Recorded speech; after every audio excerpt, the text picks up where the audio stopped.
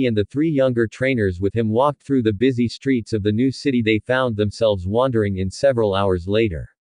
In true city form, the buildings were the closest things to tall trees that could be seen in all directions.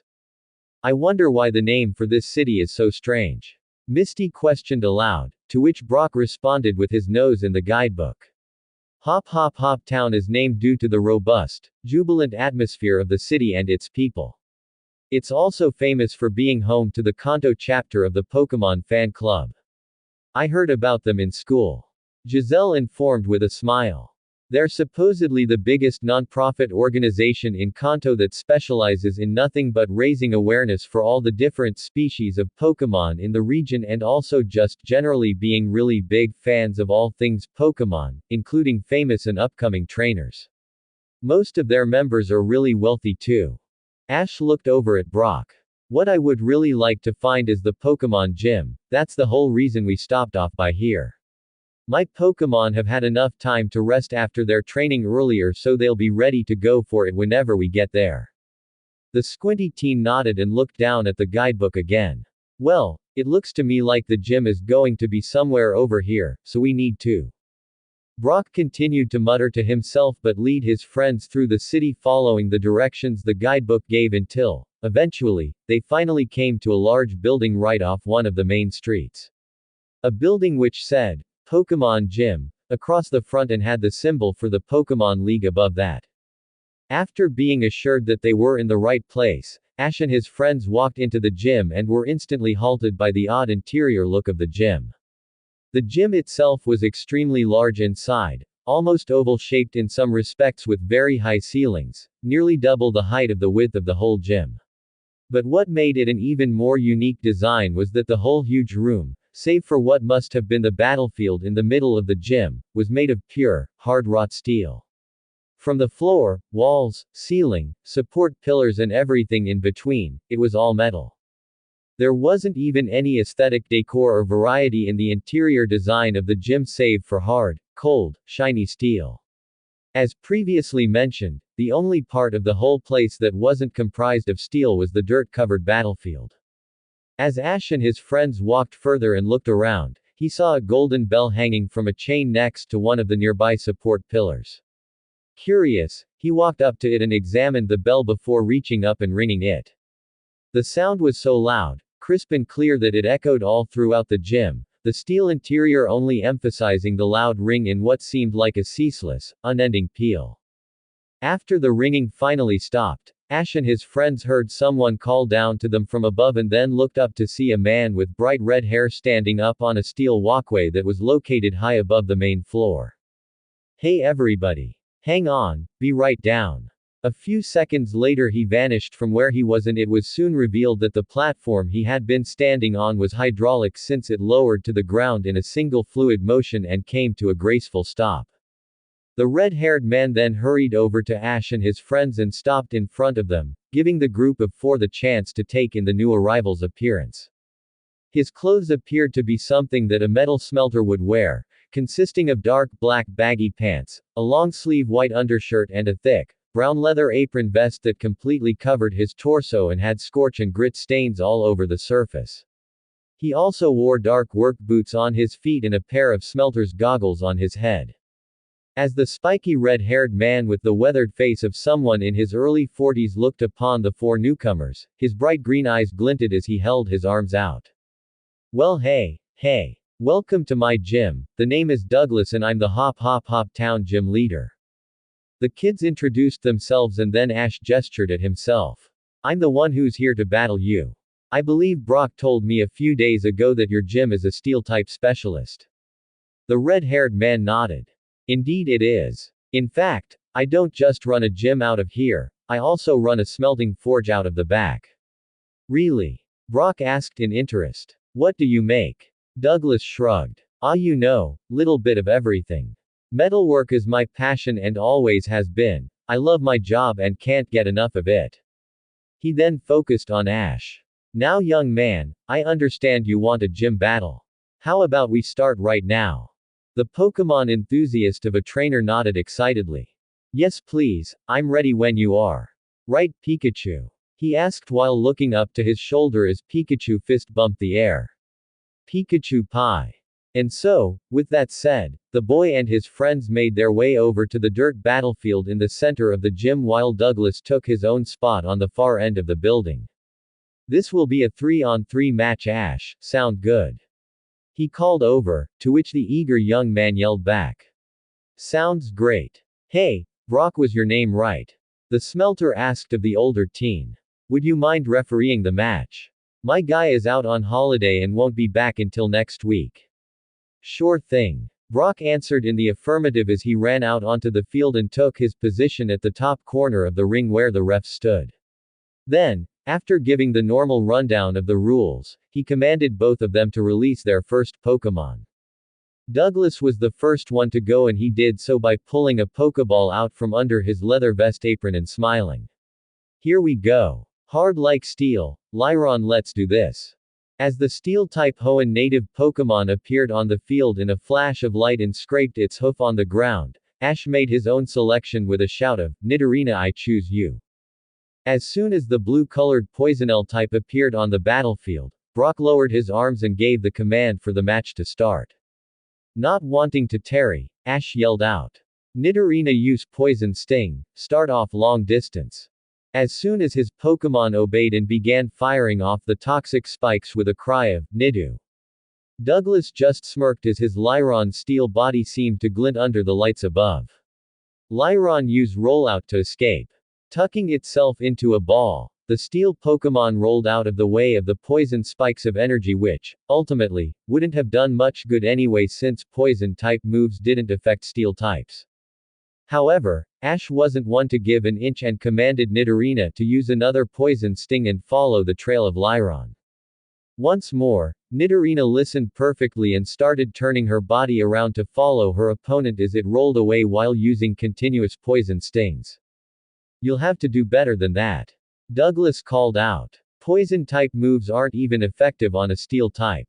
Ash didn't reply to that though, already knowing as much but sticking to his original plan as Nidorina finally stopped using Poison Sting when Douglas ordered Lyron to roll towards him. Needing to get out of the way, the partner Pokémon to Nidorino utilized its strong leg muscles and then jumped away in order to avoid getting run over.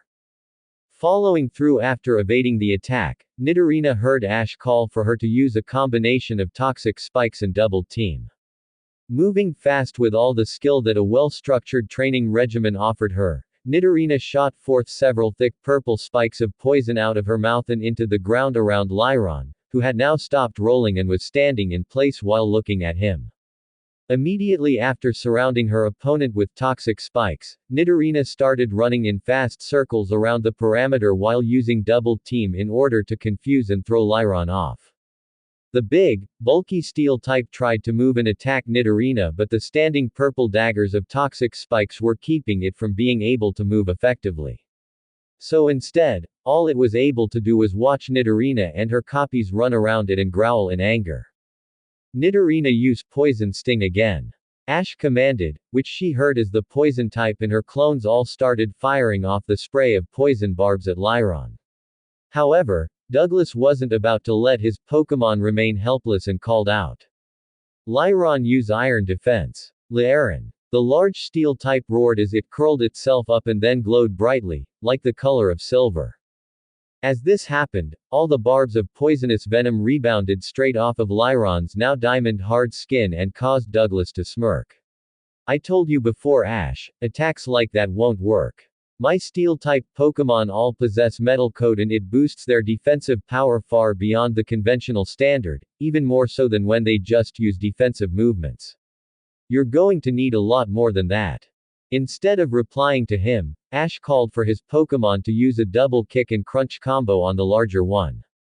Nidorina moved with haste and vigor, jumping at Lyron and first kicking it with two powerful strikes from her hind back feet before spinning around in the air and then closing her glowing fangs over the bigger Pokémon's back.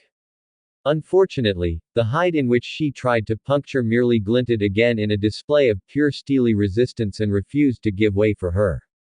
As she jumped away, Douglas called out again. Now Lyron. Use Metal Sound. The following noise that emitted from the steel type sounded nothing short of a piece of metal getting run through an old grinder. The sound itself was so loud, it gave off such an ear-splitting shriek from Lyron's mouth that everyone in the gym had to cover their ears, even Pikachu. Nidorina doubled back while shaking her head and attempting to flatten her ears, but this gave Lyron all the time it needed to tuck itself into a ball and then roll straight at her. Just as it began rolling, Douglas yelled, "Lyron, use Bulldoze and Iron Defense again." As the large Pokémon rolled on at Nidorina, its whole body glowed again due to the use of Iron Defense. At the same time, Ash's Pokémon had to jump away to avoid getting rolled over, but Lyron simply made a wide, spinning turn and went barreling back at her again. Luckily, due to all of the agility and maneuverability training with heavy body weights that Ash had, she and Nidorina was able to jump, evade and avoid each pass Lyron made to roll her flat. Douglas narrowed his eyes after several moments of this and finally altered strategies. Lyron. Use Rock Tomb. The metallic cousin of Rhyhorn came out of the ball it was tucked into and then raised up on its back legs before bringing them down to the floor hard enough to shake and shudder the whole gym. Then, from that one movement, several huge rocks appeared in the air high above Nidorina and began descending down towards her. Seeing this, Ash acted fast. Nidorina, use two of your new moves, Focus Energy and Pursuit, to avoid those rocks. Nido. She nodded before focusing all of her energy until it began glowing externally around her. Then, just before the rocks started to fall, she used Pursuit, which, combined with her use of Focus Energy, allowed her to evade the large rocks as they fell to the battlefield. To her misfortune though, that proved to be merely a ruse as Douglas commanded Lyron to use a move called Autotomize in conjunction with Bulldoze. Lyron gave out a bellowing cry of its name as its whole body glowed bright silver again before its form appeared to grow more sleek and streamlined. Then, at speeds which were truly amazing for a Pokémon of its clunky size, Lyron surged forward in a curled-up ball far faster than what it was capable of a short time prior. Like an unstoppable wrecking ball, Lyron went charging straight through some of the rocks it had created itself and went right for Nidorina. Unfortunately, due to her being faced away from her opponent as it emerged from behind, she didn't see it until Lyron was smashing through the rock right behind her and then slamming into her at full speed. Crying out in pain as she was launched skyward, Ash's Pokémon had no way to help herself as she landed on the ground a short ways away with another cry. Nor did she have any time to right herself before she was getting struck once again by Lyron, whom was now rolling at top speed, much faster than it was previously capable of. While Lyron is moving fast now, Misty exclaimed in awe, to which Giselle nodded at. Yes, we learned about this move in Pokémon Tech. A Steel-type Pokémon uses Autotomize to have its overall weight and in return becomes far faster than it was before. As she explained this, Lyron rolled Nidorina over again and sent her flying into one of the rocks her opponent had dropped from the ceiling earlier. Just as she bounced off the rock and hit the dirt with another grimace, Ash tried to get her to move but Lyron was already charging at her again while its trainer called out. Lyron use Iron Head. Leerun. It roared as it smashed its iron-like head into the smaller Pokémon and actually sent her crashing through the rock behind her, where she hit the ground and then went skidding through it while leaving a large trench in her wake. Nidorina, don't give up. Ash yelled as his injured Pokémon struggled on the ground and tried to get back up. You can do it. Believe in yourself. Come on. However, just as she went to try and get up again, Lyron came up and stepped on her with its foot, driving her into the ground further as it glared down at her. Lyron, let's finish this. Douglas ordered. Use Rock Tomb. Just as the steel type looked up and roared and several large rocks began appearing high up in the air above them once again, Ash looked at the dire situation. But then, just as he looked into Lyron's roaring mouth, inspiration struck him. Going with his instinct, he yelled urgently. Nidorina used Poison Sting inside Lyron's mouth. Opening her eyes, the poison type did as instructed, even though she was in pain, and launched a volley of poisonous barbs straight into Lyron's open mouth. This course of action obviously surprised both Lyron and Douglas since the former's eyes went wide and it stumbled back off of her, hacking and coughing desperately as the dozens of poison barbs had went far back into its throat. Now get up and move, Nidorina. Use double kick to knock Lyron down and go. Mustering up her energy to do so, Nidorina hopped up and then jumped at Lyron, slamming both feet into its side and managing to succeed in knocking the hacking Pokémon onto its side. After that she quickly ran away, just as the several large rocks Lyron had formed finally began falling towards the ground. And since the large steel type was now laying on the ground convulsing and struggling as the poison barbs invaded and poisoned it from the inside, it was hopeless to move or escape. Within seconds, the big boulders fell to the ground and each one collapsed atop Lyron, making the ground sink beneath it and causing the battlefield to shake while everyone watched on in awe at the dramatic change of events. A short time later, once things were visible once more, Lyron could be seen laying under a sizable pile of huge rock chunks that were now entombing and trapping it down on the ground. What was more, its metallic cheeks were dusted purple and its eyes were nothing but swirls, showing that Lyron had not only sustained great damage from the rock fall but also that Poison Sting had done enough internal damage that it was enough to defeat the brute of Pokémon. Lyron is unable to battle. Brock called out as he raised his right hand and pointed towards Ash. I declare Ash and Nidorina the winners of this battle. Douglas overcame his surprise and then returned his fallen Pokémon while looking over at his young opponent as Ash ran out to embrace a fatigued-looking Nidorina. Well, that was surprising, I'll give you that. He complimented. Incredible use of strategy using a poison-type move of all things and in such a way to bring down a steel type. Very smart of you indeed, Ash. The boy looked up from hugging his Pokémon and nodded. Thanks, but this match isn't over yet. He shook his head and pulled out his next Pokéball. Indeed it is not, now. He threw the Pokéball into the air. Come out, Skarmory. Fight with me. In a burst of light, the steel, flying-type Johto native Pokémon emerged from the ball and flew high into the air while screeching. Scar. Standing up, Ash smiled down at Nidorina and pulled out her Pokéball. Good job, girl, really good job. You need a rest, you won't make it through another round. I'm very proud of you. She smiled tiredly up at her trainer and nodded gratefully as Nidorina disappeared in a beam of red back into her ball once again. Afterwards, Ash chose his next Pokémon and smiled down at the ball in his hand. Alright, it's your turn, girl, show them what you got. As his next choice materialized on the field, everyone's faces practically faltered in unmitigated shock. Clefairy. Came the chanting call of one of Ash's first captures as the Clefairy he had bonded with and captured as a Cleffa back on MT. Moon appeared ready to battle. Are you insane? Misty shouted as she shook her fists in the air. A fairy type. Really? Against a steel type. Ash, you idiot, I thought you were smart. This is going to be an interesting battle. Brock surmised to himself as he placed a hand to his chin and hummed from his position alone at the top of the ring. A fairy type against a steel type. I have to wonder what Ash's strategy is going to be here. I learned in school that Pokémon like Clefairy were only just reclassified as fairy types. Giselle stated. I hope Ash is going to be careful or else this is going to be really bad. A fairy type, huh? Douglas commented with a hand to his hair. Well, okay, I guess it's your choice, Ash. He then smirked and raised his hand. This one will be done and over with quickly. Skarmory, use metal sound and then autotomize. Skarmory. The metallic bird shrieked as it extended its wings out and then glowed silver, just like Lyron did.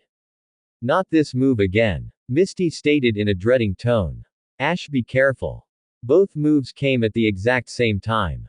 While Skarmory shrieked loudly, its body continued to glow until, once it finally stopped, the metal bird was not only smaller and shinier but also much more streamlined looking. Also at the same time, the loud screeching sound of metal filled the entire gym and caused everyone to once more cover their ears. Now Skarmory.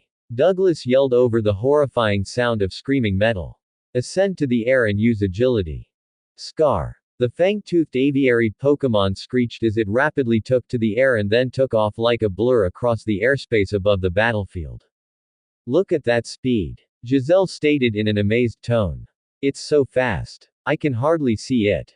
No kidding. Misty agreed. All I can see is silver and white streaks. It's incredible. Ash, instead of looking concerned or worried, just crossed his arms and watched Skarmory zoom around the battlefield above while speaking firmly and simply to Clefairy. Use your speed and evasiveness, Clefairy. Stay sharp and wait for my command to react. Clefairy held her arms out to the side and tightened her hands into fists while her face became serious. Clefairy. Douglas smirked to himself and called out. Nothing you do can help now, Ash. The type difference between our Pokémon is simply too vast to be overcome in this battle. He then looked up and yelled. Skarmory, show them the true meaning of speed. Use air slash. In a flash of speed too fast to follow, Skarmory was simply hovering in the air while the attack it had just launched was already speeding towards Clefairy at full tilt, the spiraling blades of wind coming towards her like clear saw blades. Tensing herself up in preparation to dodge, Clefairy made a fairly impressive maneuver as she jumped into the air in a sideways flip, landing on her hands, and then flipping back onto her feet while the wind blades passed harmlessly where she had just been. Clefairy used cosmic power. Ash commanded as his Pokémon raised her hands up into the air at his order and then started to chant, which also caused a field of pink energy to spring up around her and empower the fairy type. Douglas wasn't going to give them a chance to perform any attacks of their own though as he yelled for Skarmory to use Swift.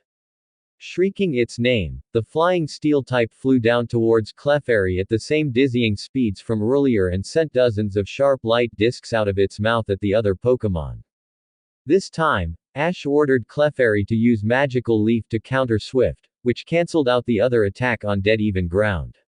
However, Skarmory wasn't done and simply flew in from another direction and used Swift once again, only for Clefairy to turn and block it with the same attack in return.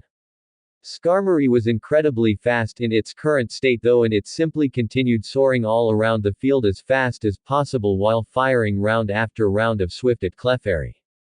In between each round of energy stars that she dodged, Clefairy continued using cosmic power on Ash's command to further increase her metaphysical power with every passing Swift she evaded. Eventually, Douglas grew frustrated with the lack of progress and commanded. Skarmory. Get in close to Clefairy. Doing as told, the fierce steel-type bird soared down at Clefairy with speed and gravity on its side but then, just before it could reach the fairy type, its trainer ordered, Skarmory use sand attack. Tilting itself to the side, Skarmory dug its wing into the ground when it was merely inches from Clefairy and then twisted itself around in a full spin. This action caused a spray of sand to shoot up into the face of Ash's Pokémon, a tactic that caught her off guard as Clefairy cried out in surprise and stumbled back. With this, Skarmory had already taken to the air again, but seeing Clefairy distracted due to the gritty substance now in its eyes, the predatory bird flew back down at her quickly again, eyes narrowed as Douglas took advantage. Skarmory now. Use Steel Wing. Utilizing the signature move of its species, Skarmory gave a squall of its name again while the right wing on its body glowed like steel. Then, like a knife slicing through a loaf of hot bread straight out of the oven, it struck Clefairy on the side, the force of the attack sending her flying through the air. Crying in pain because of the extremely effective nature of the attack, Clefairy hit the ground, but, to her credit, she got back up rather quickly again. Although Ash simply called out, Clefairy use cosmic power again. As Clefairy began powering herself up once more, Misty grew frustrated. What is his problem? Why is Ash just having Clefairy build up her power and dodge all of Skarmory's attacks? She's going to lose like this. Douglas commanded Skarmory to use a combination of agility and Steel Wing. This only increased the already fast Pokémon's speed and made it that much harder for Clefairy to dodge the hit. As a result, she took yet another super effective Steel Wing to the side, an attack that sent her flying back in the opposite direction she had just come from. This time, Clefairy had a much harder time getting up. But, once she did, Ash repeated himself. Use cosmic power again, Clefairy. Again. Misty once again demanded in an outrage. Ash, what are you doing? Do you want Clefairy to lose? Take action already. Giselle didn't want to say it, but even she was starting to wonder what Ash's plan was since, watching Clefairy take yet another Steel Wing, had the brunette seriously concerned that if he didn't act soon, Clefairy wouldn't last long against a Pokémon whose attacks were so cripplingly effective. Seeing their time was at hand, Douglas gave another order. Skarmory, use Air Cutter and Steel Wing. Scar. The steel bird screeched as it flapped its wings forward and sent circular discs of energy buzzing at Clefairy. Due to her battle wounds, the pink Pokémon was unable to dodge all of them, merely a scant 2 or 3 on unsteady feet, and felt the painful cuts of the others tear into her flesh. Just as she stumbled back on her feet, Skarmory came hurtling in with glowing wings to deliver the final attack. Clefairy, use cosmic power again. Ash demanded, receiving the obedience of his hurt Pokémon as Clefairy used the power-boosting move to increase her strength again. However, just before Skarmory could strike her again, Ash gave another fast command to his still brave-looking Pokémon, just the trace of a smirk on his face. Clefairy, use gravity. What? Douglas yelled in shock just as Clefairy lifted her arms up and called out her name loudly. Clefairy. As she did this, a powerful field of pink energy exploded from around her and expanded outward until it had encompassed the entire battlefield. As soon as the dome of energy had expanded to all corners of the ring, Skarmory immediately felt the immense pressure bearing down on its wings, which made it struggle and fight to stay aloft. Finally, like a tree falling to the earth from a clean chop, Douglas's Pokémon fell straight to the dirt ground and hit with a thud. And there, it remained still and unable to take to the air again, no matter how much it struggled. What just happened? Misty asked in surprise. Why did Skarmory just fall to the ground? That's because gravity is a move that causes flying-type Pokémon to become grounded. Giselle started to explain. Ash must have had Clefairy powering up with cosmic power so the range and power of gravity would be more effective. And the boy in question was apparently keen in showing the rest of his strategy as he called out with a smirk. Clefairy, use Sing. Closing her eyes, Clefairy began to chant a beautiful song with a melody that floated across the battlefield. Clef Clefairy Cleef. Clef Clef Clefairy. Clef Clef Clefairy. Clef Clef Fairy Cleef. Clefairy. Hey, why aren't we feeling sleepy? Misty asked once more, which Giselle explained again as Clefairy's song continued. I learned in school that Pokémon who know Sing can be taught how to alter the melody of their song so that it only affects the opponent they're fighting and not everyone else around them. Finally, Clefairy's song took effect as Skarmory's eyes grew heavy and the steel type drifted off into slumber, leading Douglas to yell. No. Skarmory. Wake up. It's too late for that. Ash spoke calmly before raising his hand again.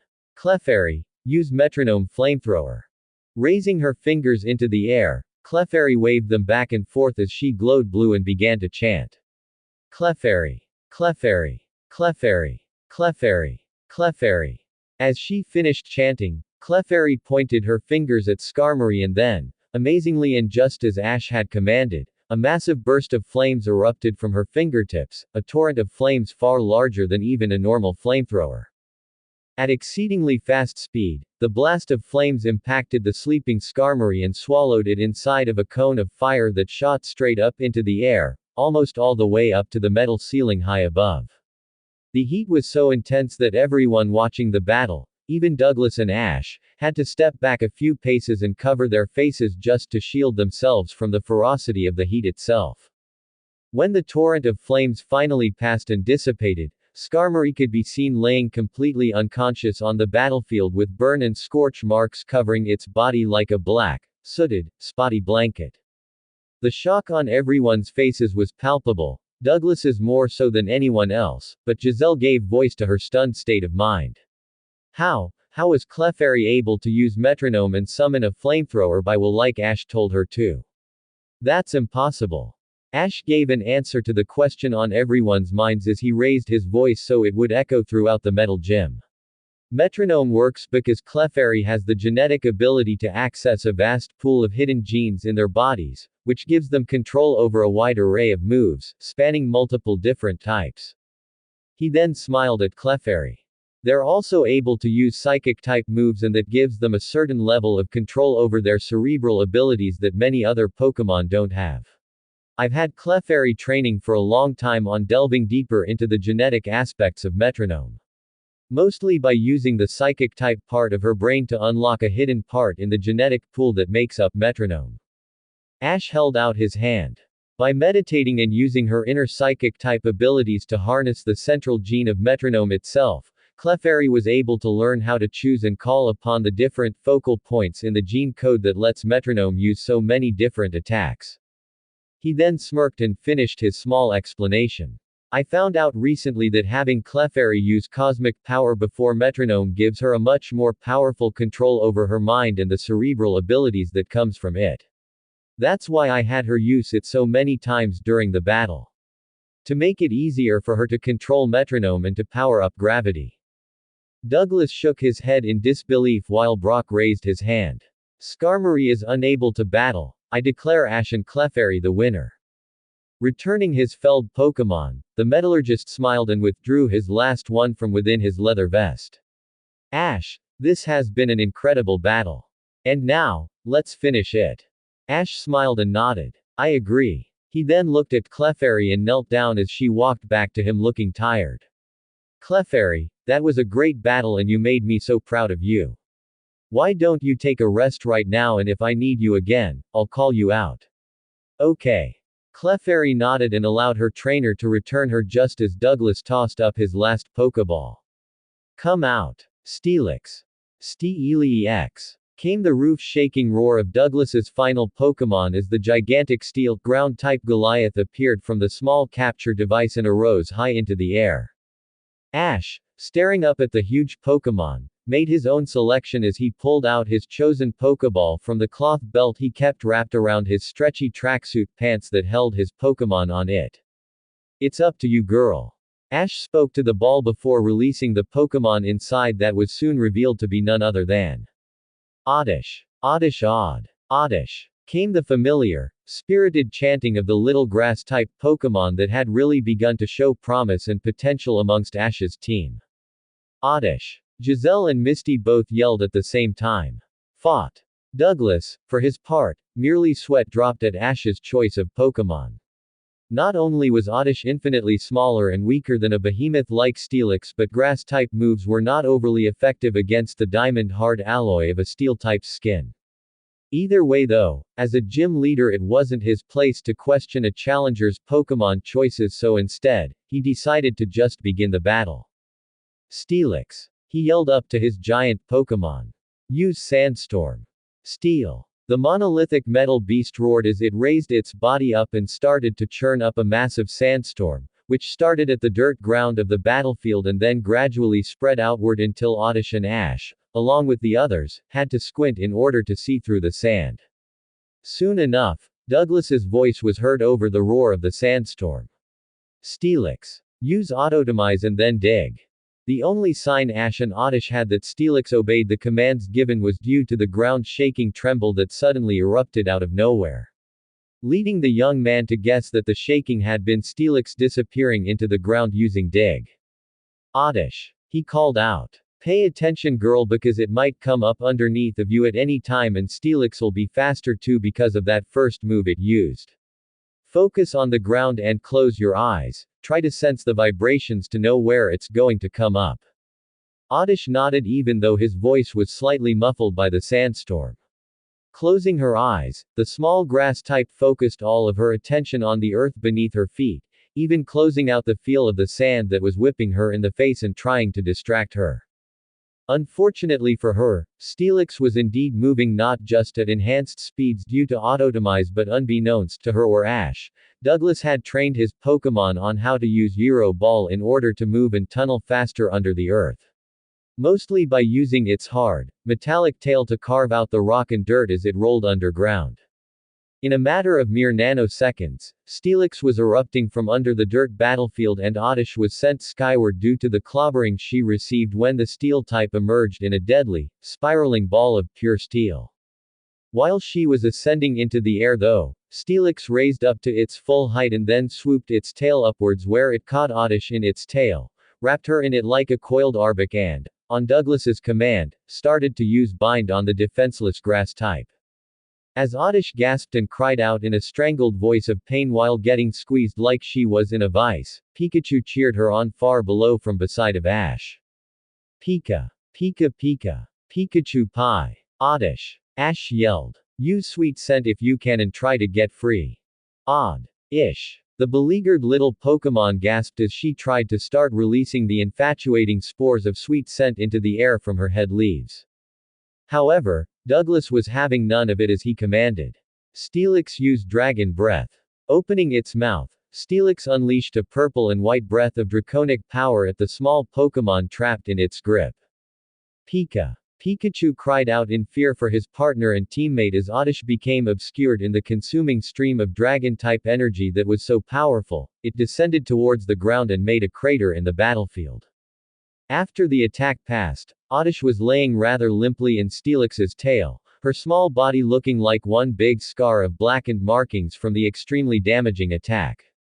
Steelix. Use Iron Tail and toss it away. Hearing its trainer command it to use what it knew would be a finishing attack, Steelix tossed Oddish into the air and then brought its glowing tail around and smacked Ash's Pokémon down into the ground, hard. Poor Oddish. Giselle whispered as she brought her hands up in front of her. She might have just lost the battle. Misty nodded and then gritted her teeth. I don't know what Ash was thinking having Oddish battle a Pokémon like Steelix, it was a total mismatch. Oddish. The trainer in question yelled. I know you can fight. I know you aren't done. Oddish lay trembling on the ground, grimacing in pain as she fought to get back up again. You're strong. You're so strong Oddish. I know you can do this. I know you can. I believe in you. Pika Pie Pikachu. Pikachu cheered in agreement.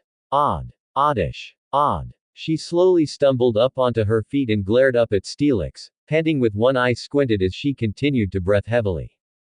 Hearing Ash and Pikachu cheering her on, Oddish felt a fire grow in her belly as she looked up towards the ceiling and chanted her name. Oddish.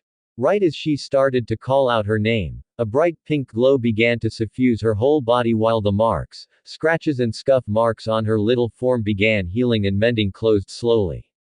As everyone watching saw Oddish spontaneously heal herself, Ash blinked in confusion, not understanding himself what was happening. In fact, he was so confused he had to pull his Pokédex out of the side pouch of his backpack just so he could scan Oddish and find out what had happened. As the black and red device came to life, it spoke in its robotic voice after the screen slid up and scanned Oddish. This Oddish has just learned the move Moonlight. Moonlight is a fairy-type move that allows the user to restore its own health depending on the weather condition around it. This move can also work inside in the absence of any weather. Just as Dexter finished speaking, moonlight faded away from Oddish, leaving her healed and restored. Not completely, but enough to allow her to keep battling. Alright Oddish. You just learned a new move. Ash cheered. Great job girl. The grass type looked back at her trainer and smiled while cheering her own name. But Douglas wasn't going to wait around for the cozy moment to pass as he rapidly commanded his Pokémon. Steelix use dig again. Go. Roaring its name loudly, Steelix reared back and then tunneled itself into the ground again. But this time, Ash was prepared. Oddish. Focus and keep calm, I've got a plan. The small grass type nodded and closed her eyes as she focused on where Steelix would appear. Amazingly enough, Ash himself even dropped low to the ground until his left ear was touching the dirt. Closing his eyes as well, Ash focused just as intently as Oddish and simply remained still until, finally, his eyes popped open and he looked up. Oddish used the tendrils of Mega Drain to slap yourself into the air. Do it now. Oddish utilized the power Moonlight had given her and quickly used a full power Mega Drain, which erupted towards the ground as the forest green tendrils hit the battlefield with so much force, it sent Oddish skyward. At that same exact moment, Steelix erupted from beneath the earth and ascended high up into the air glowing white, showing that it was using double edge without the need for a command. In the blink of an eye, Ash was giving rapid commands, the whole series of events lasting only seconds. Oddish use Razor Leaf and Stun Spore. Oddish. Oddish. She yelled out like a battle cry while flipping her head leaves back and forth rapidly, sending multiple sharp leaves at Steelix which were glowing faintly with the yellow spores of Stun Spore clinging to them. Steelix, seeing the incoming projectiles, roared and smashed its head through the spore-covered leaves, not fearing them in the least. However, Ash smirked since Steelix had inadvertently fallen right into his trap by acting just how he suspected. Oddish. Tuck yourself in and drop right into Steelix's mouth. Eyes all over the gym became the size of dinner plates as Oddish trusted her trainer implicitly and tucked herself up before dropping down right into Steelix's still open mouth, her small body disappearing in its large maw without the steel type hardly even noticing. Eventually, upon realizing that its enemy was nowhere to be found, Steelix stopped and looked around in confusion while Douglas and the others were still in a stupor as to what had just happened. Ash on the other hand, didn't appear the least bit worried as he called out. Oddish, use Mega Drain. For several moments, nothing happened. At least, not until Steelix suddenly stopped, frozen like a statue, with its eyes slowly going wide. Then, like the steel type was getting blasted with multiple fire type attacks, Steelix reared up and began roaring loudly, almost manically, while whipping its head back and forth and swinging its tail to and fro wildly. Steelix. Steelix what's? Douglas had to quickly jump away as Steelix's tail smashed down where he had just been standing while the metal worker looked up worriedly at his Pokémon. Steelix what's wrong? The distressed steel type ignored its trainer and continued whipping itself this way and that, all across the battlefield. What's wrong with Steelix? Giselle asked as she leaned forward to look closer at the writhing steel type. Look! Misty exclaimed as she pointed at the plagued Pokémon. Steelix is glowing from the inside. The orange-haired girl was right. Some kind of a green light was beginning to shine from within Steelix. It was almost like there was a lamp shining emerald green light that was burning inside of the steel snake and glowing off of the bright metal skin it possessed on the outside of its body. As the glowing grew brighter and brighter, Steelix's struggling became wilder and more uncontrolled, like there was a parasite causing upheaval in the very recesses of its being. Looking up into the ceiling again, Steelix began roaring once more, though this time it sounded like the steel type was actually in pain. Agonizing pain. And oddly enough, as the green glowing inside of Steelix became so bright it was like a lighthouse, Douglas's Pokémon started to slow down and its movements became slower and more sluggish. Eventually, Steelix stopped moving entirely and at that point, its entire body went ramrod straight. Becoming as stiff as the steel plating its form, Steelix's mouth gaped wide open and at the same time, the glowing inside of it changed color. Instead, it was now a dark, deep blue, and with that color change, Steelix's body began convulsing once more, only this time something else entirely happened. From both inside of Steelix's mouth, as well as from outside of its body, massive tendrils of energy rose high into the air and began rapidly and madly twisting and moving around. Like they had a mind of their own. As she watched the tendrils of blue energy emerge from Steelix's mouth and body and convulse around, wrapping the Steel-type Pokémon up in their metaphysical hold like something straight out of a horror movie, Giselle put a hand to her mouth. What is that coming out of Steelix? Wait. I think I recognize that move. Misty started as her eyes went wide. That energy looks like Giga Drain. Steel. Steelix cried in pain and agony as the multiple, powerful tentacles of energy now completely encasing it, inside and out, visibly drained the massive Pokémon's health and stamina in vast quantities. Douglas couldn't help his Pokémon and he knew it. He didn't even know what was happening to Steelix, let alone how to stop it. And all he could do was watch as his friend and partner struggled and roared in pain, the worst pain his trainer could possibly imagine. Finally, with a final bellow of pain, the massive steel type collapsed to the battlefield with a loud thud that shook the entire gym. In the process, the tendrils of Giga Drain around it, as well as the glow that had been emitting from inside of its body, faded and disappeared entirely. Then, from inside of the now out cold Pokémon's mouth, came Oddish. All but happily skipping out with a noticeable spring to her step. How? Douglas repeated over and over in disbelief as he stared after the grass type. In a stupor, he watched her emerge from his own beaten Pokémon's mouth and bounce over towards her trainer, whom gladly scooped her up into his arms and began spinning her around while cheering and celebrating her victory. Temporarily ignoring the stunned looks on everyone else's faces at Oddish's unbelievable turnaround victory, Ash held the little grass Pokémon up and laughed. Oddish, you were amazing, girl.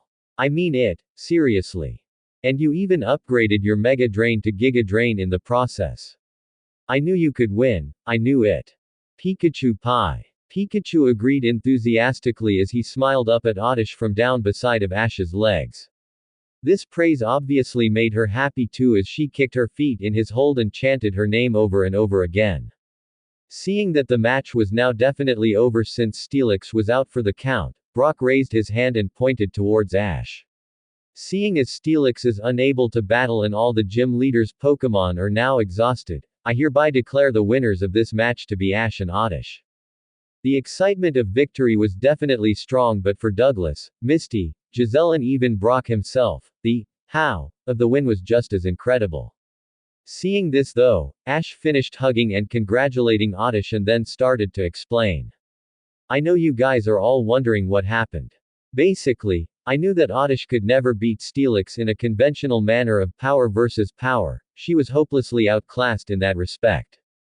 But then my battle against your Lyron earlier really got me thinking, Douglas. Ash looked to the man he had just beaten and then continued. It was after Nidorina beat it in the way she did.